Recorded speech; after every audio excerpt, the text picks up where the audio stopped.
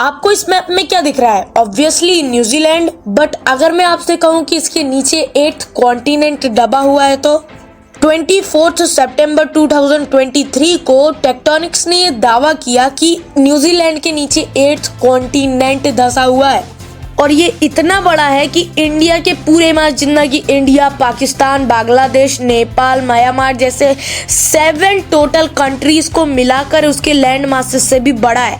तो ऑब्वियसली ये कोई छोटी मोटी खबर नहीं है, इसीलिए इसके बारे में जैसे ही लोगों को पता चला ये बहुत ज्यादा वायरल हो गई। और कई सारी न्यूज साइट्स तो ये भी कह रही हैं कि ये जो लैंड मास है ये 375 ईयर से समुद्र के नीचे है। लेकिन अब सवाल तो ये उठता है कि इतना बड़ा लैंड मास अगर है तो वो अचानक से कैसे दफन हो गया। आइए आज की इस वीडियो में जानने की कोशिश करते हैं। साल 1982 में यूएसए ने एक लॉ पास किया था, united nation convenient on the law of the sea. इसके मुताबिक किसी भी कंट्री की कोस्ट लाइन से 400 किलोमीटर के अंदर का एरिया उसकी ही कंट्रोल में आता है, उसका ही है जितना भी रिसोर्सेज वहाँ से निकलता है। तो हो सकता है इन सब के पीछे न्यूजीलैंड का ही हाथ हो, क्योंकि अगर उनके नीचे 8th कॉन्टिनेंट दफन है तो उनका एरिया ऑलमोस्ट 6 गुना ज्यादा बढ़ जाएगा और 6 गुना ज्यादा एरिया मतलब 6 गुना ज्यादा नेचुरल रिसोर्सेस और इससे 6 गुना ज्यादा फायदा होगा कंट्री को। अब आप खुद ही सोचिए, किसी कंट्री का लैंड मास 6 गुना ज्यादा बढ़ जाता है तो उसकी इकोनॉमिक ग्रोथ भी 6 गुना ज्यादा बढ़ ही जाएगी ना। तो ये एक बहुत बड़ी अपॉर्चुनिटी हो सकती है न्यूजीलैंड के लिए, इसीलिए न्यूजीलैंड में अपने लॉस्ट कॉन्टिनेंट के बारे में फिर से रिसर्च शुरू की। उन्होंने नेशनल लेवल के जियोलॉजिस्ट को हायर किया अपने कॉन्टिनेंट के बारे में स्टडी करने के लिए, और उसके बाद में स्टडी में ये कंडक्ट किया गया कि ये किसी सीबीड से ज्यादा एक कॉन्टिनेंट के कंपोनेंट से ज्यादा मैच खा रहा है। देखिए, जो समुद्र का तल होता है वो बेसिकली वॉल्केनिक बेसॉल्ट रॉक से बना हुआ होता है और जो कॉन्टिनेंट्स होते हैं वो ग्रेनाइट रॉक से बने हुए होते हैं, लेकिन यहाँ पर ज्यादातर ग्रेनाइट रॉक्स मिल रहे थे, जो ये चीज कंफर्म करता था कि न्यूजीलैंड के नीचे 8th कॉन्टिनेंट दबा हुआ है। लेकिन अब सवाल ये खड़ा होता है कि अगर 1982 में ही ये कंफर्म हो गया था कि जीलैंडिया है न्यूजीलैंड के नीचे, तो आखिर उसे अब तक आपकी जियोग्राफी बुक में ऐड क्यों नहीं किया गया? देखिए, उसे आपकी बुक में तब ऐड किया जाएगा अभी के करंट लॉ के हिसाब से जब उसकी बाउंड्रिंग की जाएगी, लेकिन इस पर किसी ने ध्यान ही नहीं दिया। बट फाइनली जब इसकी बाउंड्रिंग की गई तो सैटेलाइट की मदद से इसका फाइनल रिजल्ट 13 सितंबर 2023 को आया, जब ये फाइनली एक्सेप्ट किया गया कि जीलैंडिया एग्जिस्टेंस में है। लेकिन अब भी हमें अपने एक सवाल का आंसर नहीं मिला है कि आखिर इतना बड़ा लैंड मास पानी के अंदर क्यों धंस गया और आखिर क्यों उसका सिर्फ पीक ही बचा, न्यूजीलैंड, जो कि अब एक देश के नाम से जाना जाता है। देखिए, वैज्ञानिकों के हिसाब से आज से करोड़ों साल पहले केवल एक कॉन्टिनेंट एग्जिस्ट करता था जिसे हम कहते थे पेंजिया, लेकिन टेक्टोनिक एक्टिविटीज की वजह से वो 2 पार्ट में टूटा, लॉरेशिया और गोंडवाना। अब गोंडवाना साउथ की तरफ खसक गया और लॉरेशिया नॉर्थ की तरफ। इसी वजह से लॉरेशिया से यूरोप, एशिया जैसी चीजें बनी और गोंडवाना से अफ्रीका जैसी चीजें बनी। लेकिन ऐसा ही एक वक्त था जब 140 मिलियन साल पहले अफ्रीका अलग हुआ, उसके बाद ऑस्ट्रेलिया का भी नंबर आया। लेकिन आज से करीब 40 मिलियन साल पहले जब इंडियन कॉन्टिनेंट भी अलग हुआ, तब जाकर करंट फेस वाले सारे पोजीशन में कॉन्टिनेंट्स आ पाए। लेकिन इस कॉन्टिनेंटल ड्रिफ्ट थ्योरी के अंदर साइंटिस्टों से एक इम्पोर्टेंट कड़ी छूट गई।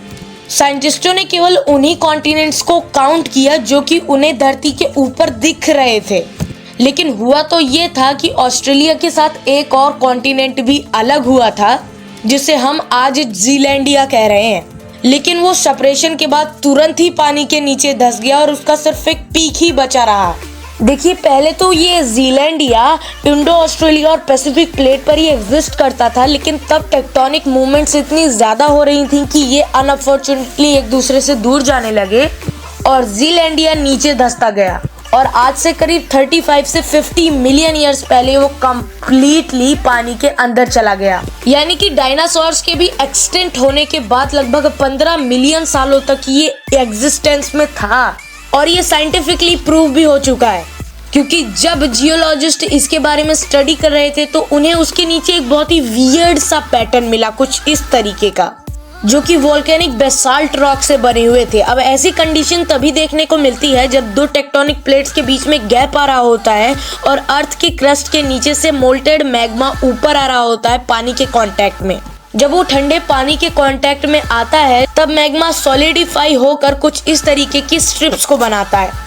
अब सिंस ये प्रोसेस कई हजार सालों तक चलता जा रहा है तो जो स्ट्रिप्स हैं वो किनारे की ओर भागती चली जा रही हैं और इसके ऊपर जो ज़ीलैंडिया बसा है वो अंदर धंसता चला जा रहा है।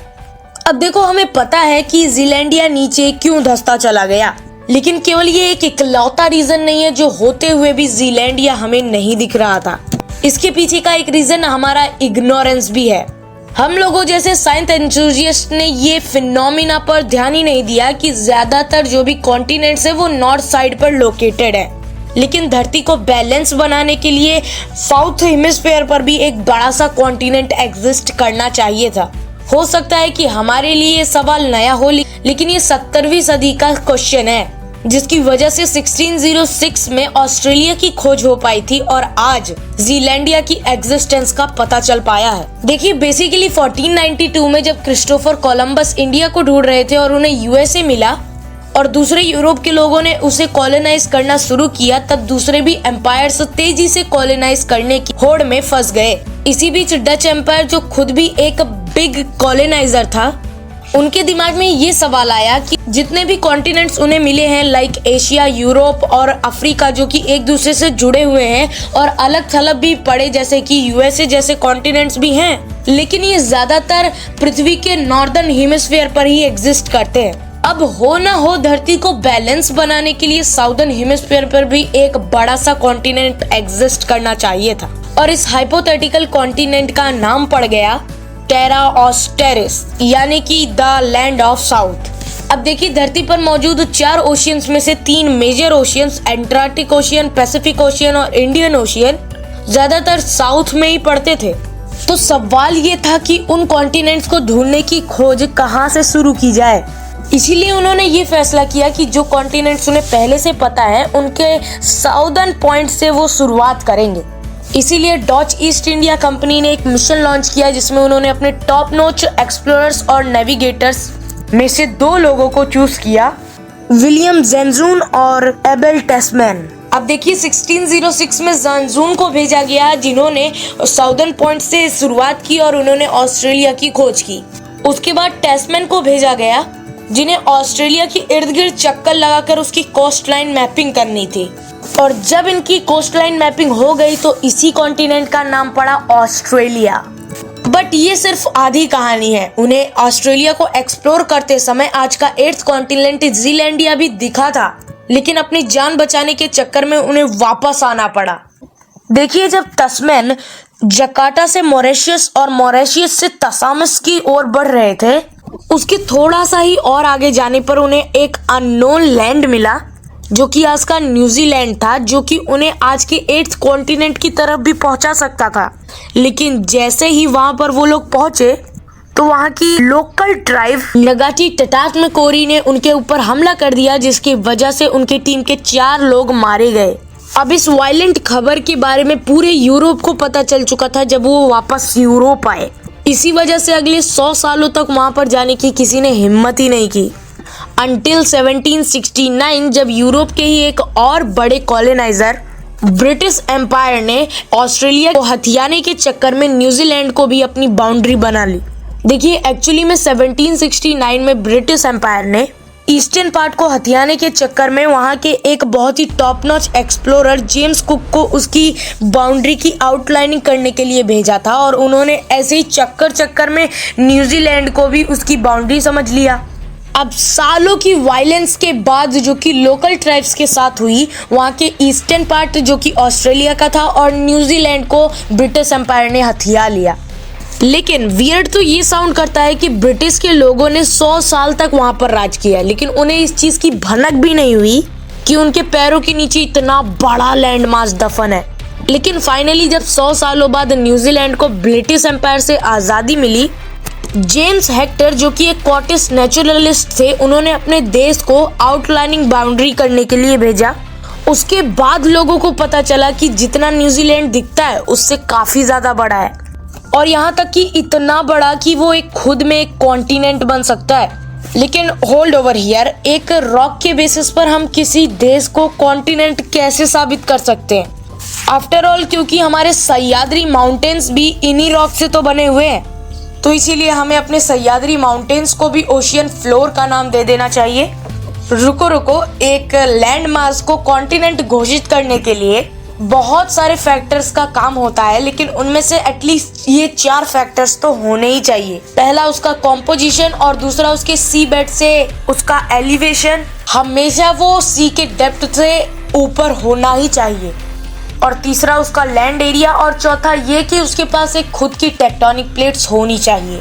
देखिए, इसमें से पहले फैक्टर के बारे में तो हम लोगों ने पहले ही डिस्कस कर लिया, यानी कि कॉम्पोजिशन, और दूसरा इसके एलिवेशन के बारे में कहें तो ये सी के डेप्थ से ऑलमोस्ट 1100 मीटर्स ऊंचाई पर मौजूद है, यानी कि ऑलमोस्ट हमारे सह्याद्री माउंटेन जितना ऊंचाई पर लोकेटेड है। और इसका land area 4.9 million square kilometres है, जो कि उसे एक ऑलमोस्ट ऑस्ट्रेलिया कॉन्टिनेंट जितना ही बड़ा बनाता है।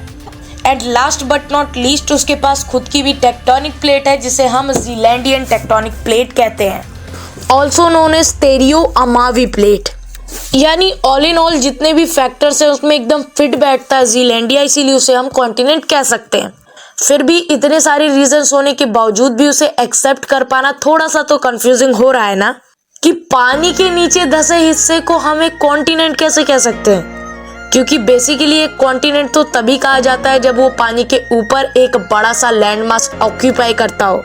देखो, इसके पीछे का रीजन कंफ्यूजिंग रूल्स हैं। जैसा कि प्लूटो के केस में हुआ, पहले तो उसे एक प्लेनेट कंसीडर किया गया। जब ये पता लगा कि वो एक प्लेनेट की तरह रिएक्ट नहीं करता, तो उसे एक एस्ट्रॉइड की कैटेगरी में डाल दिया गया। जब ये डिस्कवर हुआ कि वो एक एस्ट्रॉइड जैसा भी रिएक्ट नहीं कर रहा, तो उसके लिए एक नई कैटेगरी ही बना दी, जिसे हम ड्वार्फ प्लेनेट कहते हैं।